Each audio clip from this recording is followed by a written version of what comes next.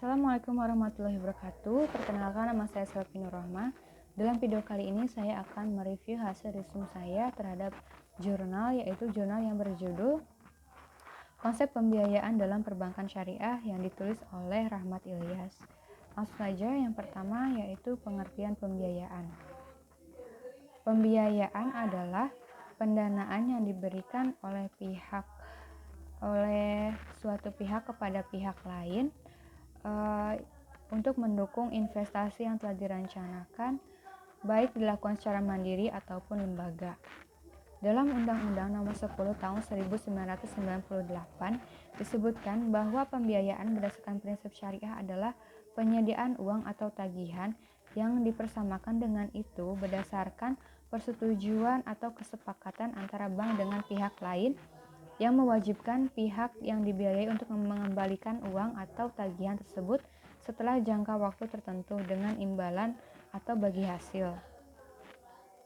Yang kedua yaitu falsafah pembiayaan.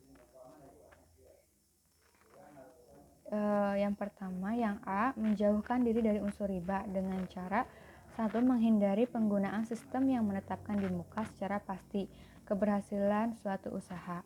Yang kedua, menghindari penggunaan sistem persentase untuk pembebanan biaya terhadap uang atau pemberian imbalan terhadap simpanan yang mengandung unsur melipat gandakan secara otomatis utang atau simpanan tersebut hanya karena berjalannya waktu. Yang ketiga, menghindari penggunaan sistem perdagangan atau penyewaan barang ribawi dengan imbalan barang ribawi lainnya dengan memperoleh kelebihan baik kuantitas maupun kualitas. Yang keempat, menghindari penggunaan sistem yang menetapkan di muka tambahan atas utang yang bukan atas prakarsa yang mempunyai utang secara sukarela. B. Menerapkan sistem bagi hasil dengan perdagangannya. Dalam pelaksanaan pembiayaan, bank syariah harus memenuhi dua aspek yang sangat penting, yaitu aspek syar'i, di mana dalam setiap realisasi pembiayaan kepada nasabah, bank syariah harus tetap berpedoman kepada syariat Islam. Yang kedua, aspek ekonomi, yaitu dengan tetap mempertimbangkan keuntungan yang didapat. Yang ketiga yaitu prinsip-prinsip pembiayaan. Prinsip-prinsip pembiayaan terdapat 3 skim, yaitu yang pertama, prinsip bagi hasil. Prinsip bagi hasil ini di dalamnya terdapat produk-produk, diantaranya yang pertama mudharabah, yaitu akad kerjasama antara dua belah pihak, di mana pihak pertama menyediakan seluruh modalnya, sedangkan pihak kedua yaitu yang mengelolanya. Yang kedua yaitu musyarakah, yaitu akad kerjasama antara dua pihak atau lebih untuk suatu usaha tertentu, di mana masing-masing pihak memberikan kontribusi dana dengan kesepakatan bahwa keuntungan atau resiko ditanggung secara bersama-sama. Yang ketiga yaitu muzaraah, yaitu akad kerjasama atau percampuran pengolahan pertanian antara pemilik lahan dengan penggarapan dengan sistem bagi hasil panen. B. Prinsip jual beli. Prinsip ini merupakan suatu sistem yang menerapkan tata cara jual beli. Prinsip ini terdapat dalam produk yang pertama, bai al-murabahah, yaitu akad jual beli barang tertentu. Yang kedua, bai al-muqayyadah, yaitu jual beli di mana pertukaran terjadi antara barang dengan barang atau barter. Yang ketiga, bai al-mutalaqah, yaitu pertukaran antara barang atau jasa dengan uang. Yang keempat, bai as-salam, yaitu akad jual beli di mana pembeli membayar uang atau sebesar harga atas barang yang telah disebutkan spesifikasinya, sedangkan barang yang diperjualbelikan itu akan diserahkan di kemudian hari, yaitu pada tanggal yang telah disepakati. Bai al-itisna, yaitu kontrak jual beli di mana harga atas barang tersebut dibayar lebih dulu, tetapi dapat diangsur semua sesuai dengan jadwal dan syarat-syarat yang disepakati bersama. C. Prinsip sewa-menyewa. Prinsip ini terdiri atas dua jenis akad, yaitu akad ijarah, yaitu akad pemindahan hak guna atas barang atau jasa melalui pembayaran upah sewa tanpa diikuti dengan pemindahan kepemilikan. Yang kedua, akad ijaroh muntabiha bi'al tamlik, yaitu sejenis perpaduan antara kontrak jual beli dan sewa atau lebih tepatnya akad sewa yang diakhiri dengan kepemilikan barang di tangan si penyewa. Yang keempat, jenis-jenis pembiayaan. Jenis-jenis pembiayaan pada dasarnya dapat dikelompokkan menurut beberapa aspek, diantaranya A. Pembiayaan menurut tujuan dibagi menjadi dua. Pembiayaan modal kerja, yaitu pembiayaan yang dimaksudkan untuk mendapatkan modal. Yang kedua, pembiayaan investasi, yaitu pembiayaan yang dimaksudkan untuk melakukan investasi. B. Pembiayaan menurut jangka waktu dibagi menjadi tiga. Pembiayaan jangka waktu pendek, yaitu kisaran waktu 1 bulan sampai dengan 1 tahun. Untuk yang kedua, pembiayaan jangka menengah, yaitu kisaran waktu 1 tahun sampai dengan 5 tahun. Pembiayaan jangka panjang, yaitu pembiayaan dengan kisaran waktu lebih dari 5 tahun. Adapun jenis pembiayaan yang dimaksud sebagai aktiva produktif dan aktiva tidak produktif. A. Pembiayaan yang bersifat aktiva produktif, yaitu pembiayaan dengan prinsip bagi hasil, yang meliputi pembiayaan mudharabah. Pembiayaan mudharabah merupakan akad bagi hasil ketika pemilik dana atau modal atau biasa disebut sahib al-mal menyediakan modal 100% kepada pengusaha sebagai pengelola atau biasa disebut mudharib. B. Pembiayaan musyarakah. Pembiayaan musyarakah adalah suatu perjanjian usaha antara dua atau beberapa pemilik modal untuk menyertakan modalnya pada suatu proyek, di mana masing-masing pihak mempunyai hak untuk ikut serta, mewakilkan atau menggugurkan haknya dalam manajemen proyek.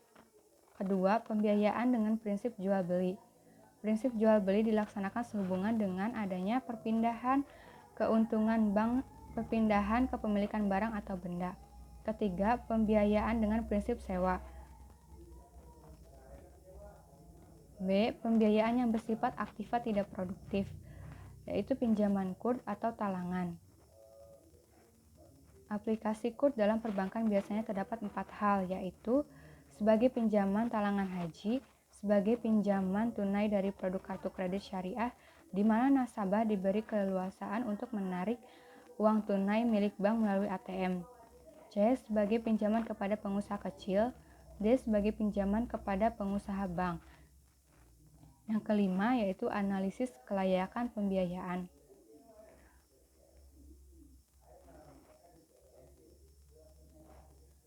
Yang pertama, yaitu pendekatan analisis pembiayaan dapat dilakukan dengan A. Pendekatan jaminan, artinya bank memberikan pembiayaan selalu memperhatikan kuantitas dan kualitas yang dimiliki oleh peminjam. Kedua, pendekatan karakter, artinya bank mencermati karakter nasabah. C. Pendekatan kemampuan pelunasan, yaitu bank menganalisis kemampuan nasabah dalam melunasinya.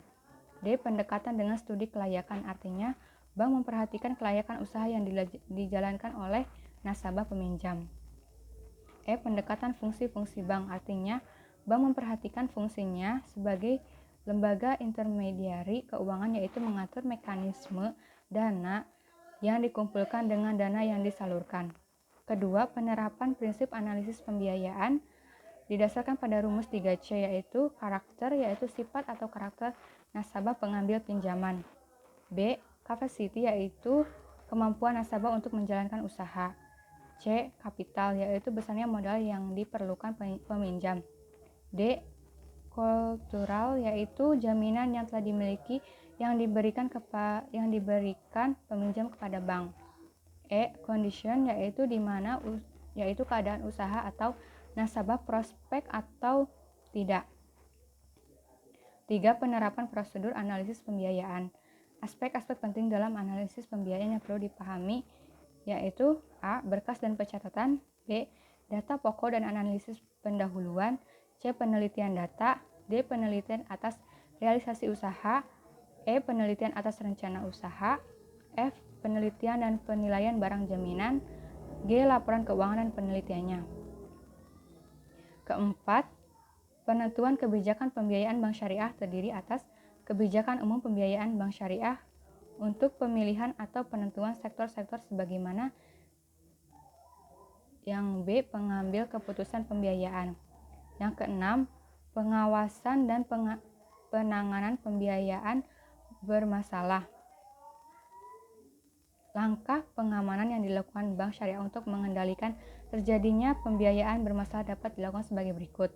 A. Sebelum realisasi pembiayaan, dalam tahapan ini, berdasarkan persetujuan nasabah di atas, bank melakukan penutupan asuransi dan atau pengikat agunan.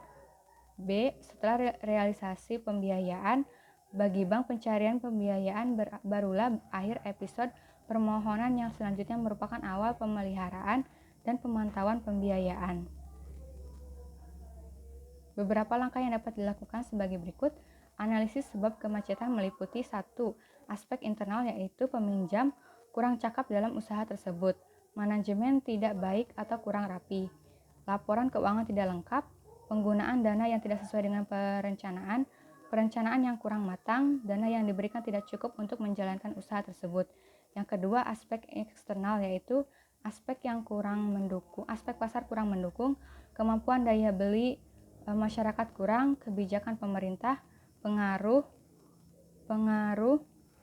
lain dari luar usaha, kenakalan peminjam, menggali potensi pemimpin, melakukan perbaikan akad, memberikan pinjaman ulang mungkin dalam bentuk pembiayaan kard, alhasan, murabahah atau mudarabah, penundaan pembayaran, memperkecil angsuran dengan memperpanjang waktu atau akad dan margin baru, memperkecil margin keuntungan atau bagi hasil. Sekian review jurnal yang saya resume. Mohon maaf apabila masih kurang jelas. Wassalamualaikum warahmatullahi wabarakatuh.